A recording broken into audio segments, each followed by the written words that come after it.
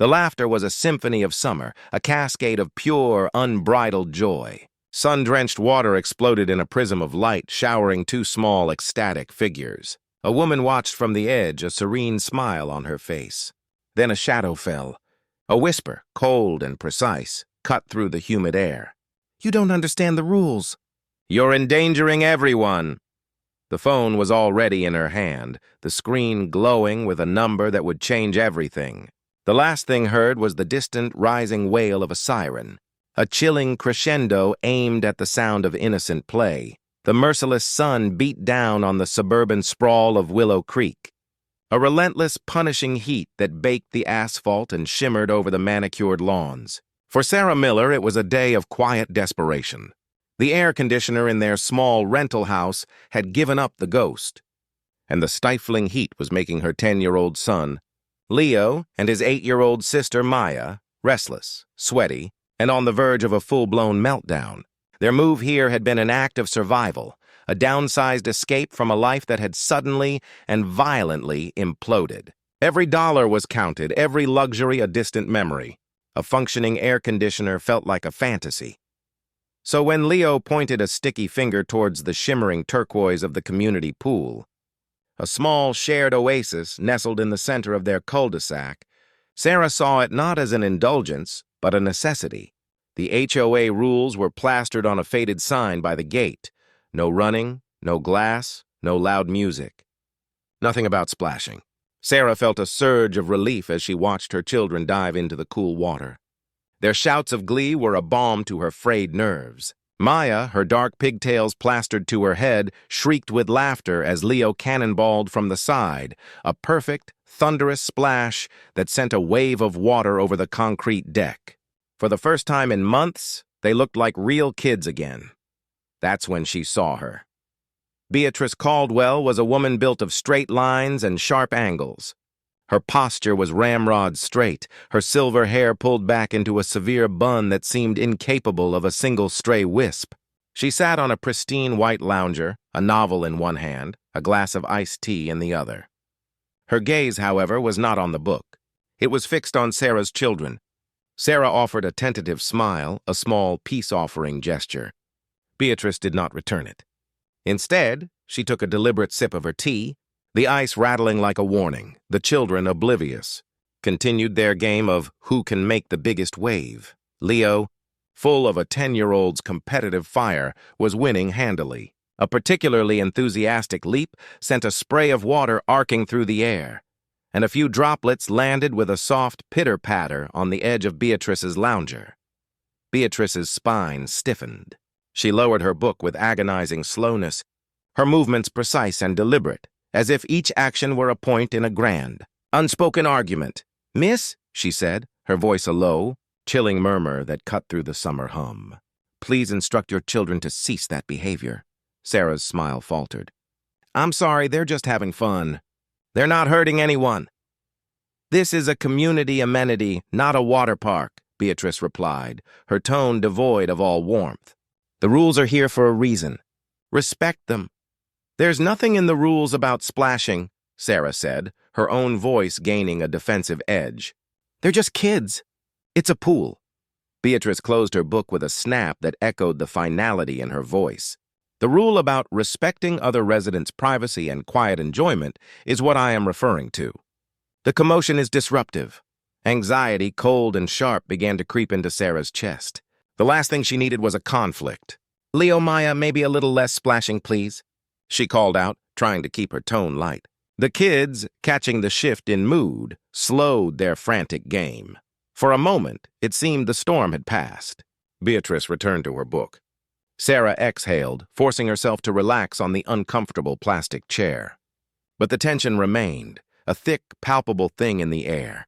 Then, the final domino fell. Maya, having chased a floating pool noodle, slipped and fell backwards. Her little arms flailed, and as she went down, a perfect, accidental geyser erupted, drenching Beatrice's meticulously arranged hair and the corner of her pristine novel. A gasp escaped Sarah's lips. Beatrice rose to her feet, her face a mask of cold fury. The droplets on her face glittered like tiny, malevolent diamonds. "That's it," Beatrice said, her voice a low, terrifying growl. Her eyes, pale and colorless, were fixed on the cowering Maya. "I have had enough of this disrespectful hooliganism. You are in direct violation of the rules, and you are no longer welcome here." "She slipped," Sarah cried out, jumping to her feet. "It was an accident. What is wrong with you?" Beatrice ignored her, striding past her and towards the pool gate. Sarah's heart pounded against her ribs. She was acting on a level of fury that made no sense for a little bit of splashed water. "I am calling the police," Beatrice declared, pulling a gleaming cell phone from her pocket. Sarah's blood ran cold. "What? You can't be serious?" "They're children!" "Trespassing," Beatrice said, her thumb hovering over the call button. "Unauthorized disturbance." "You have been warned." Tears welled in Maya's eyes. Leo scrambled from the water, his face a mixture of fear and confusion. He grabbed Sarah's hand.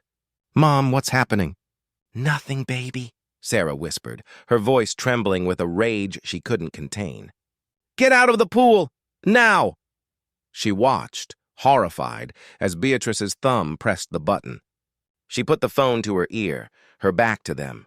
Her voice was calm and chillingly composed. "Yes. I'd like to report a disturbance at the community pool on Oakwood Drive. We have a couple of unauthorized residents and their children causing a public nuisance." The casual, dispassionate lie hit Sarah like a physical blow. The humiliation was a hot, burning flush on her cheeks. She was being reported to the police for letting her kids play in a community pool. The wail of a siren, distant at first, then growing steadily louder, began to snake through the quiet streets. Sarah's stomach lurched. Her mind raced, desperately trying to construct a defense. She could argue. She could yell. She could try to explain. But what good would it do? A single mother on the edge of financial ruin, her children terrified, facing a woman who was clearly unhinged. This was a nightmare. 2 police cruisers pulled up, lights flashing in a silent, strobing dance. 2 officers stepped out.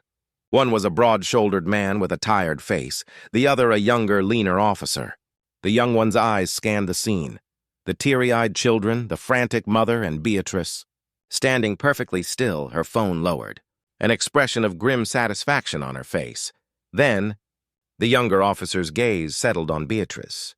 A flicker of recognition passed over his face, a deeply unsettling look that was part sadness, part exhaustion. He approached her, not with the brisk official stride of someone responding to a complaint, but with the slow, resigned weariness of a person walking into an old, familiar tragedy, "Ma'am," he said, his voice flat. "Is this happening again?" Beatrice's eyes narrowed, but she didn't respond. The officer turned his tired gaze to Sarah and her children. He looked from Leo and Maya, their faces pale with fear, back to Beatrice, and a profound, wordless sorrow seemed to settle over his features. The unspoken history between them hung in the air, a dark secret that went far beyond a dispute over splashed water. Something had happened here before. Something terrible. And now, Sarah and her children were caught in the middle of it. The second officer, a grizzled man with a handlebar mustache and a patient, weary expression, remained by the patrol car, a silent observer. But the younger officer, whose name tag read Davis, didn't break eye contact with Beatrice. His question hung in the air, thick with unspoken history. "Is this happening again?" Beatrice's rigid posture didn't soften, but her mouth tightened into a thin, angry line. "Officer Davis, you're well aware of the situation. These people are a public nuisance. My private property and peace have been disturbed. Ma'am, this is a community pool. It's not your private property," Officer Davis corrected. His voice still low and placid, a stark contrast to the volatile scene. His gaze flickered to Sarah, a brief assessing glance. "And the report was for trespassing. Are they residents of this community?" "They're in the rental on Poplar," Beatrice said with a sniff of disdain, as if the word rental was a mark of moral failure. "They do not own property here." "I'm quite certain of it." Sarah stepped forward, her hands instinctively moving to shield her children. "We are residents. We have a lease. We pay our HOA fees as part of our rent." "I'm sure you do," Officer Davis said, his tone one of quiet understanding. Beatrice, you know the procedure. This isn't a criminal matter. It's a civil one at best, and it sounds like a misunderstanding. The kids were splashing. That's what kids do in a pool. Beatrice's face hardened, the mask of cold fury cracking to reveal a deeper, more profound pain beneath it. You're taking their side, Jason. Just like the others. You've forgotten what happened here. You've forgotten him. The mention of the name, spoken with such bitter, pointed accusation, seemed to physically deflate Officer Davis. His shoulders slumped, and the weariness in his eyes deepened into something close to defeat. He glanced at the other officer, a silent plea passing between them. The older officer gave a slight nod, a signal of permission. Davis turned his full attention to Sarah, taking a step closer, away from Beatrice. He lowered his voice, speaking in a confidential, urgent whisper. Look, ma'am, I know this is scary. This is a recurring issue. Beatrice has had a difficult time since an accident here a few years ago. She has these episodes. We get a lot of calls. What kind of accident? Sarah whispered back, her heart hammering. The pieces weren't fitting together, but a chilling pattern was starting to emerge. The rage, the coldness, the absurd escalation. It wasn't just a personality quirk. It was a symptom. I can't disclose details, but let's just say it involved a child in this pool, Davis said, his voice flat. She lost someone. The community has tried to be patient, but she gets this way. Every time a new family moves in, or when kids get too loud, she relives it. We try to talk her down, but she's convinced it's a matter of safety and that the new people are a danger. Sarah's gaze flickered back to Beatrice, who stood like a statue, watching them. A wave of pity, as surprising as it was fleeting, washed over her. This wasn't just a Karen. This was a woman drowning in her own grief, lashing out at ghosts. But pity was a luxury Sarah couldn't afford. This woman had just called the police on her children. What about the trespassing? Sarah asked, her voice trembling with a mixture of fear and anger. She lied to you. I'm not pursuing that, Davis said firmly. I'm going to speak with her again, get her to calm down. I'll make a note of the call, a low priority, just a civil disturbance. But you need to know this. She will not stop. She will not leave you alone. She'll find other ways. She sees you and your kids as a threat, and she won't rest until you're gone. His words were a gut punch. It wasn't over. This was only the beginning. Davis walked back to Beatrice. His partner finally broke his silence. All right, everyone. The police have been dispatched. There is no crime being committed here. We're going to ask everyone to calm down, and if there are any further issues, you can contact the HOA. Beatrice flinched, her composure finally breaking. The HOA? They are useless. They let this happen. They let him get away with it. Her voice rose raw and strained before she caught herself and fell silent, her face flushed with shame and fury. Officer Davis put a hand on her shoulder. Beatrice, let's go home. This isn't helping. She shook his hand off, her entire body trembling with a rage that seemed to consume her from the inside out. After a few more minutes of hushed, tense conversation, the officers finally got back into their cruisers and drove away. The silent, blinking lights of their vehicles disappeared around the corner, leaving a sudden, terrifying void in their wake. The world went from the chaos of a police incident to the deafening silence of a suburban afternoon. Sarah stood frozen, her children clinging to her legs, their faces pale and streaked with drying tears. Her own tears of anger and sheer terror finally spilled over. She looked at Beatrice, who was now staring directly at her, her eyes burning with a venomous intensity. You're a failure, Beatrice said, her voice a low, hissing whisper that carried across the pool deck. You can't even protect them. You let them play here without supervision, without a thought for the consequences. You're just like her. Who are you talking about? Sarah demanded, a new kind of fear coiling in her gut. Beatrice smiled, a chilling, humorless curve of her lips. The mother who lost her son. A mother who thought it was okay to let her child play in a pool alone, with no one watching. The smile widened, full of triumphant, malevolent glee. I live right next door, you see, and I have eyes on this pool at all times. So you can try to keep running, but I'll make sure your children are safe. I'll make sure you learn, and it's going to be a very, Very long summer for you. Beatrice turned and walked back to her house, her back ramrod straight, leaving Sarah to confront the terrifying realization that this wasn't a random act of suburban rage.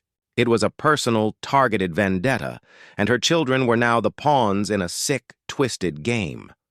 The sun had sunk to a low orange glow by the time Sarah got the kids back into the house.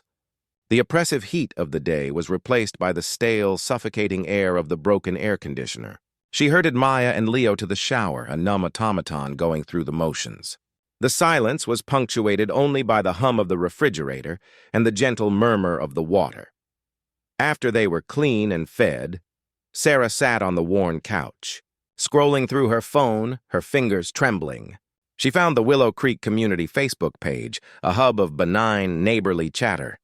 A post from that afternoon, posted just before the police arrived, made her blood run cold. It was from Beatrice Caldwell. Warning to all residents.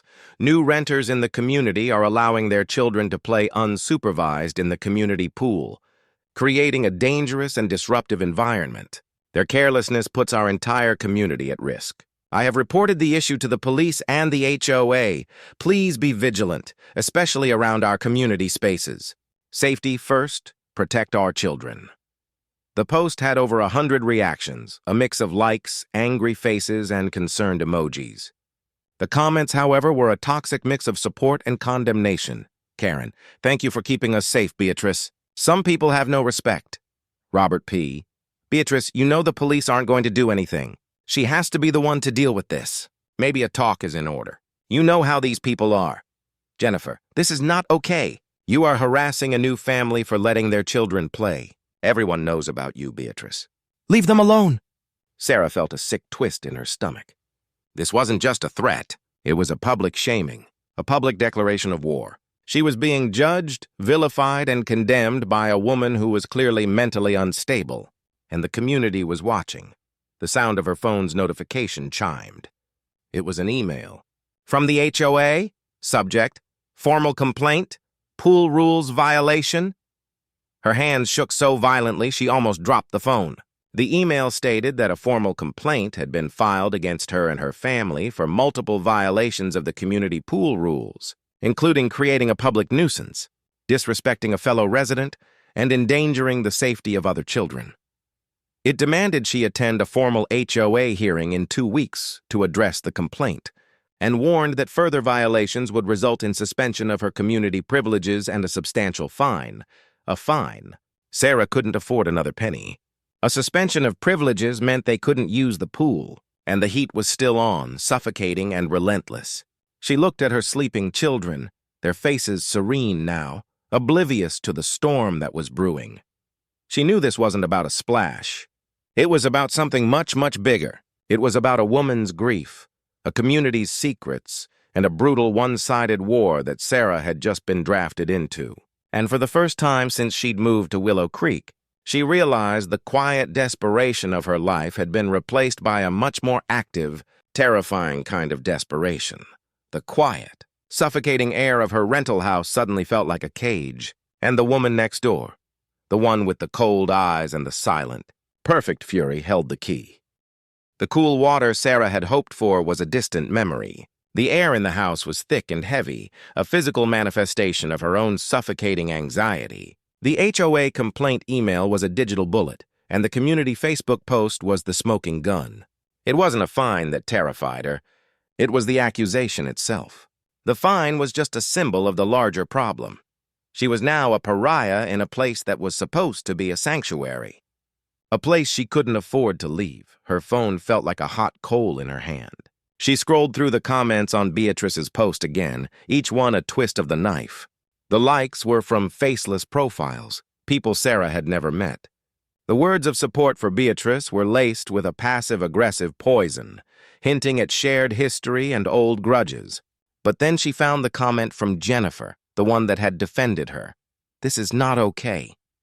You are harassing a new family for letting their children play. Everyone knows about you, Beatrice. Leave them alone! The words were a lifeline in a sea of condemnation. Sarah found Jennifer's profile. It was private, but the profile picture showed a woman with kind eyes and a warm smile, holding a small dog. Sarah composed a message, her fingers trembling over the keyboard. "Hi, my name is Sarah. I'm the woman from the pool. Thank you for your comment on that post. I'm a little lost, and I was wondering if you could talk to me about what happened here. What is everyone talking about?" She hit send and immediately regretted it. What if Jennifer was a friend of Beatrice's? What if this was a setup? But the desperation that had been her constant companion since the move overruled her fear. She needed to know the truth. The suffocating heat of the house and the weight of the HOA letter demanded it. An hour later, her phone chimed. It was a message from Jennifer. "Hi, Sarah. I'm so sorry you're going through this. It's terrible. I can meet you for coffee. The Willow Creek Cafe tomorrow at 10 a.m., don't worry. This whole community is afraid of her, but I'm done being silent." A tiny flicker of hope ignited in Sarah's chest. She had an ally. She had a chance to understand. The next morning, the Willow Creek Cafe was a haven of cool air and the comforting aroma of brewing coffee. Jennifer was already there, a woman in her late 30s with a friendly face and a nervous energy. She wore a tank top and shorts, and her phone was in her hand as if she were expecting an important call. "Thank you for coming," Sarah said, sliding into the booth opposite her. "I just don't understand any of this. The police officer, Davis, he said something about an accident. And Beatrice said something to me about a mother and her son. It feels like I've stepped into a play that started a long time ago." Jennifer's expression was grim. "You have. The play is called Beatrice's Revenge, and you're the new lead." She took a deep breath as if bracing herself. "It happened 2 years ago. On a hot day just like yesterday, Beatrice had a son, a boy named Brandon. He was 12. He was autistic, a beautiful kid, but he didn't have a sense of danger. He loved the water. It calmed him. A knot tightened in Sarah's stomach. A 12-year-old boy, Brandon, not him. His name was Brandon. Brandon was out here playing alone," Jennifer continued, her voice dropping to a whisper. "He wasn't supposed to be here alone. His caretaker, a woman named Carol, was supposed to be with him. But Carol, a lovely woman, was also the mother of a special needs child, and her own daughter was having a crisis that day. She was on the phone trying to get her daughter home from school. She was sitting by the pool gate, distracted. She was only gone for a minute. Jennifer's eyes were filled with a deep sadness. Beatrice was here just like she was yesterday. She saw Brandon playing in the deep end. He was splashing just like your kids. He was completely silent, which meant he was happy, but a little boy playing alone in the deep end. It made everyone nervous. The HOA had put up signs saying no unattended children under 14. Carol had stepped away for 1 minute. Just one. "A boy can drown in a minute," Sarah whispered, her stomach turning. "He can," Jennifer said, her voice cracking. But that's not what happened. The person who found him was Beatrice. The story she tells everyone is that she saw him, realized he was in trouble, and tried to help, but it was too late. "And what's the real story?" Sarah asked, her voice barely audible. Jennifer looked at her, her eyes holding a terrible knowledge. Beatrice saw him. She saw him struggling. He was getting tired. His thrashing was making a lot of noise. She was reading her book and she saw him splashing. It was a disturbance. She got up and she came over to the edge of the pool. She was annoyed. She said, "Brandon, stop that." "You know the rules." Sarah's breath hitched. She told him to stop splashing?" "No," Jennifer said, a single tear rolling down her cheek. "She told him to stop making a fuss, to be quiet," and then she walked away. She went back to her chair and her book. Everyone in the community who was here that day saw it. They saw the whole thing. They just didn't know what was happening until it was too late. Sarah felt her blood run cold. She let him drown?" "She didn't let him drown," Jennifer said, her voice sharp with a sudden, fierce anger. She thought he was just being disruptive. She didn't realize he was actually in trouble. When she went back to her book, she thought she was punishing him for making too much noise. The second she looked up again and saw him, he was at the bottom of the pool. She tried to pull him out, but it was too late. He was already gone. The story was a punch to the gut. The cold fury, the obsession with quiet, the cruel accusations about supervision. It was all falling into place. It wasn't about Brandon. It was about Beatrice's own guilt. It wasn't about a splash. It was about a sound. The sound she had ignored. She blames Carol for leaving him alone, Jennifer said, a bitter edge to her voice. She blames the community for not caring enough. She blames the HOA for not having stricter rules. She blames anyone and everyone she can, because the alternative is to admit that she was there, that she saw him struggling, and that she walked away. Officer Davis, Sarah said, the name finally making sense. He was the first responder on the scene, wasn't he? Jennifer nodded, her eyes glistening. He was. He found her screaming, trying to revive her own son, and she has never forgiven him because he knows. The other officer was his partner, and they were the ones who had to take her away. She sees them, she sees you.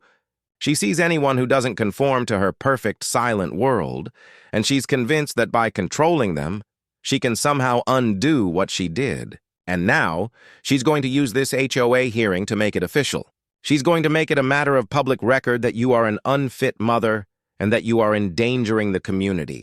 She's going to win a victory she couldn't win 2 years ago.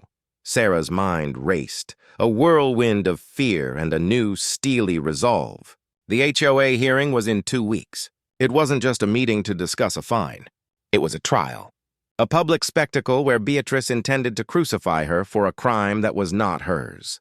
The weight of the HOA letter, which had felt like a death sentence just hours ago, now felt like a call to arms.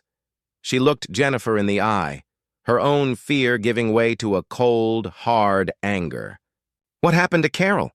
she asked. She and her daughter moved away. The harassment was too much. The community never fully recovered. "People take sides and no one ever wants to talk about it," Jennifer said. "I'm not moving," Sarah said, a quiet but fierce declaration. "I'm not running, and I'm not letting her win." She stood up from the table, a new fire in her eyes. The quiet desperation was gone, replaced by a righteous fury. The woman with the cold eyes and the unforgiving grief had targeted the wrong person. She had called the cops on Sarah's children, and in doing so, she had awoken a force she had never anticipated. And Sarah now had the most powerful weapon of all, the truth. She didn't know what she was going to do yet, but she knew one thing. She would walk into that HOA hearing with every intention of not just defending her family, but of finally, and publicly, exposing Beatrice Caldwell for who she really was. For the first time since she had arrived in Willow Creek, Sarah felt the suffocating air lift, replaced by a surge of purpose. The HOA hearing was in 2 weeks. The countdown had begun. The revelation at the cafe had been a cold, stark plunge into a reality far more terrifying than Sarah could have imagined. Her righteous fury hadn't cooled. It had hardened into a block of ice. This wasn't a misunderstanding. It wasn't a personality conflict. It was a cover-up, a campaign of psychological warfare waged by a woman consumed by her own guilt. Sarah wasn't just fighting for the right for her kids to swim. She was fighting a ghost, a public lie, and a community's terrified silence. The days that followed were a suffocating, grinding marathon. The broken air conditioner mocked her, a constant reminder of the prize at stake. Her children, still wary and subdued, kept asking why they couldn't go back to the pool. Sarah tried to explain it in a way they could understand, without revealing the ugliness of the truth. "It's closed for a little while, guys. We'll find somewhere else to swim, I promise." The lie tasted like ash. Her desperation had become a full-time job. Her first stop was the internet. She scoured local news archives for articles about Brandon Caldwell. All she found were brief, sterile reports of a tragic drowning. The news reports were as empty as the community's silence, a whitewashed version of events that confirmed Jennifer's story. The articles mentioned the police investigation, but no charges were ever filed. The narrative was simple: a tragic accident. No mention of a distracted caretaker, no mention of Beatrice, no mention of the community's horrified eyewitnesses. The conspiracy of silence was deeper than she had thought. Sarah felt a surge of frustration. She needed proof, something tangible to present to the HOA board. The words of a sympathetic neighbor, a woman who was clearly terrified of retribution, wouldn't be enough. The HOA had already taken Beatrice's side, filing a complaint based on her fabricated claims. She needed an official voice. The name Jason Davis echoed in her mind. The Willow Creek Police Department was a low-slung, red brick building with a sterile, impersonal lobby. The air conditioning was an icy slap to her face. She felt a wave of relief and a knot of dread. This was an official act, a public declaration that she was not backing down. She spoke to the desk sergeant, and after an agonizing wait, Officer Davis emerged from a hallway, his face a mask of professional politeness that couldn't quite hide the exhaustion in his eyes. He motioned for her to follow him to a small windowless interview room. "Ms. Miller," he said, his voice flat, "I'm assuming this is about the incident at the pool. I'm afraid I can't help you further. I made a note of the complaint as a civil dispute. There is no ongoing investigation." "Officer Davis, I know what happened," Sarah said, her voice trembling with the effort to stay calm. "I spoke to Jennifer. I know about Brandon. I know that you were there." He stiffened, his professional facade cracking just for a second. "I'm not at liberty to discuss an ongoing or closed case." "Closed?" Sarah said, her voice rising in disbelief. "It's not closed. The truth is still out there." "She told me you know. She said she's never forgiven you because you were there. She blames you for not doing anything." He sighed, running a hand over his tired face. "Ms. Miller, I understand your frustration, but you have no idea what you're getting yourself into. Beatrice has a lot of influence here. This community is a very closed-off place. People like to pretend things are perfect. They want this to just go away, the way they have for 2 years. And you're going to let them?" Sarah challenged, her voice hard. "You're going to let her terrorize my family and slander me because everyone is too afraid to stand up to her?" "I'm not a witness, Ms. Miller," he said, his voice a low, warning growl. "I'm a police officer. My testimony is not for public record. It is confidential. I cannot and will not speak at your HOA hearing. My partner won't either." The department considers this matter closed. A wave of despair washed over her. She had put all her faith in this moment, in this man, and he was shutting her down. She was on her own. The days blurred into a humid, miserable haze. Sarah felt the walls of the community closing in on her. Her kids were listless and unhappy. The heat in the house was unbearable, and Beatrice's campaign of terror was escalating. A week before the hearing, a flyer was left on their doorstep. It was a brightly colored, official-looking document with a picture of a smiling child and the headline, "Community Safety Alert, Unsupervised Children in Public Spaces." The text below was a chilling, impersonal list of safety protocols for the pool, including a stern warning about disruptive behavior and a reminder to respect your neighbor's quiet enjoyment. It was signed, "A Concerned Resident."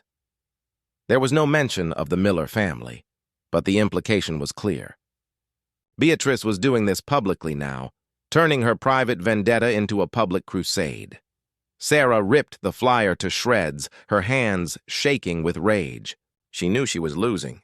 Her small, isolated battle felt futile against a well-funded, well-connected lie.